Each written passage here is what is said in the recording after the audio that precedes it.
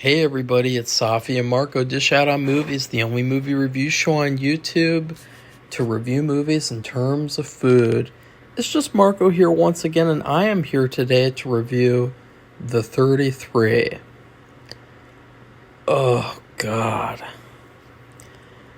Oh, for starters, I just want to put context around this movie because I gotta be honest, I have had a pretty rough day because yesterday I filmed a huge sequence, or actually a sequence and then a third of another sequence, and it was just grueling. It was so physically taxing, and I didn't take any breaks basically. I think I only took one break the entire day. And I didn't eat any lunch. Around lunchtime I just had a protein bar because everyone wanted to keep filming instead of taking a break to eat. And it was it was a lot of fun, but it was exhausting. And the thing is that when you have IBS, it can kind of really fuck things up if you do a lot of intensive exercise for a long period of time. I don't know, but it was so grueling. And today I feel the after effects of that. And actually, I don't know why I did this, but I forced myself to go out to do some deliveries, and that was torture too, because I had to, one of the orders, well, we only had two orders. One of them took an hour. And DoorDashing kind of sucks sometimes, because it's okay, you're scheduled to deliver to people for an hour, and then you get one order, and it takes an entire hour to be devoted to that order. So if you don't make $15 for that one order, then you've just wasted that hour. So what happened was we had to go inside the mall to get food from the food court to give to this person who lived in a different city, lived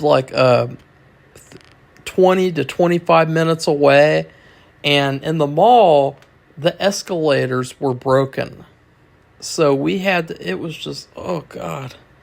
I was that was it was like hell, and it was I don't know, it was like a nightmare, and it felt like the worst possible order we could have gotten, the worst possible case scenario that could have happened.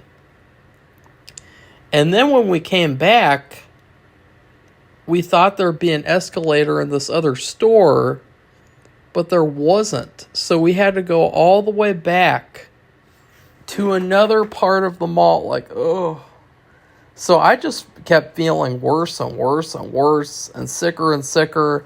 And then we did another order that was nice because it was easy, and it was much more reasonable. It's funny because it was kind of like a parallel, because the first person, they got a taco and some shit, and they got it all the way from the mall. Just really, really unnecessary and weird.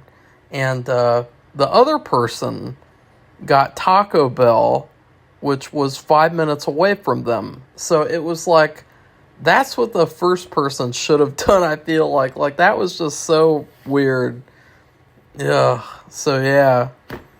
And I've still been feeling ill. I've been feeling off just because of what I did yesterday. It was so taxing. And because I was trying to rush. Because I didn't think that I'd have that location for more than a day. And thank God I didn't have to finish that filming yesterday, because it would have been pretty bad. And the art would have suffered, you can't do a good job when you're suffering for hours and hours. I wish I could say more about yesterday and talk about the whole experience I had filming, but for some reason I'm not allowed to talk about like my work, and I'm not allowed to talk about like the experiences that I have filming. Because what I found out was like this one casting website that I was using, which is probably the worst casting website in history. It's called Casting Calls America. They asked me for my social media to quote unquote verify who I was. But as it turned out, they were asking for it so that they could spy on me and so that they could monitor everything that I posted. And so I don't know, like, it feels like, I guess I'm not allowed to talk about my experiences making movies anymore. I'm not allowed to be honest. I'm not allowed to tell you guys what happens on set, because I don't know. I really don't know why. But maybe I'll start doing it anyway because I don't give a fuck. But anyways, I just wanted to explain that because this movie had the easiest home run ever. Because when you're feeling like I'm feeling, anything that's even okay is going to be the greatest thing in the world. Because what happened was, I was thinking about Naomi Scott again, and I was thinking about her second movie that is on her list of movies to watch, and I was on YouTube, and for suddenly, I got onto these videos that were about people being trapped in caves. And they were from a YouTube channel called Fatal Breakdown. And they were so well done that, like, I just kept watching them. And this is something where, like, they were so good, like, I could not stop sitting through, like, this, like, 30-minute video about this guy who was trapped in a cave and then died. It was so intense and so suspenseful, and you could feel all these emotions just from this guy reading this narration and seeing these little videos and pictures and things. They were so good.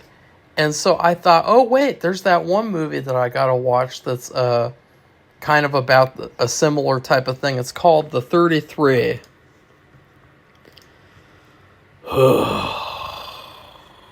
This is somehow directed by the same person who made Lemonade Mouth. I don't know why that is. I don't know. It says she also directed Dope Sick, which Dope Sick was pretty good in some parts. She wasn't the only director, though, but, like, still, it's weird. And, this is a story about these Chilean miners, 33 miners who got trapped underground for 69 days. So right off the bat, this movie starts off really weirdly. It starts off to where it has just the camera work and everything.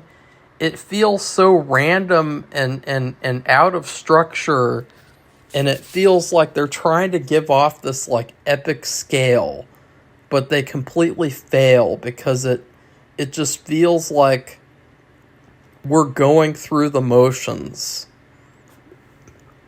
The characters are basically non-existent. The only character that is interesting in this movie is played by Antonio Banderas, and he's like the leader of the miners. But even him, he's not really a great character. And, it just... So it starts off, you got these characters, you don't really know them very well, and they're just kind of like caricatures of, like, true story movies. And they get trapped in the mine, and this movie is one of the worst movies I've ever seen. It was so boring. It was excruciating. It was dull. It was just so bad. I was so bored. I was in pain watching this movie. I started crying tears of boredom. This movie was like going to hell.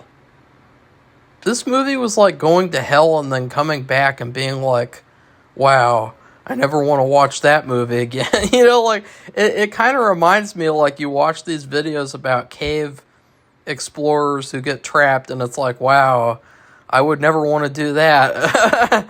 Like, I don't know why people want to do that, like, no thanks. And this movie, though, it's terrible in every way, shape, or form. Like, there's just nothing about this movie that's good except for Antonio Banderas' performance. Like, the music is really, really weird because it's like this casual music that's playing when there's these, like, serious things happening. And that's kind of like one of the biggest flaws of the movie, is that the movie is like a light movie. They treat it like a light movie, but then it has the visual look of like a serious, intense drama. And so it's really confusing. And the plot structure is terrible because the movie is just all over the place. You don't feel like it's a long time of the miners being down there. You just feel like you as an audience member are spending an awful long time being tortured watching this bad movie. And like, there was this one part where they talked about how, like, oh, this big, like, they spent like 30 minutes on this Plan C, and then all of a sudden they have this montage with this light music playing, and there's just casually a news report saying Plan C has failed, and it's like, what the fuck? Like, just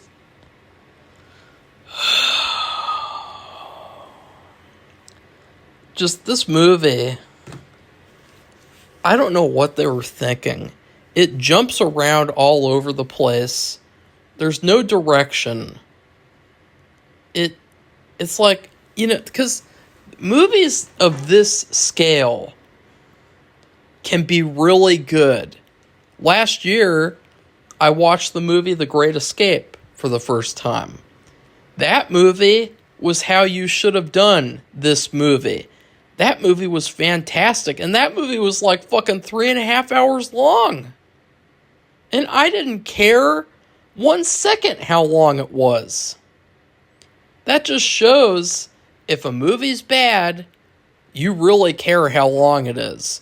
But if a movie's really good, it doesn't matter how long that shit is. Okay, so like, yeah, this is no Great Escape. This is like a Redbox original Escape. This is like I think that Full Moon Features movies, trauma movies, are better than this shit.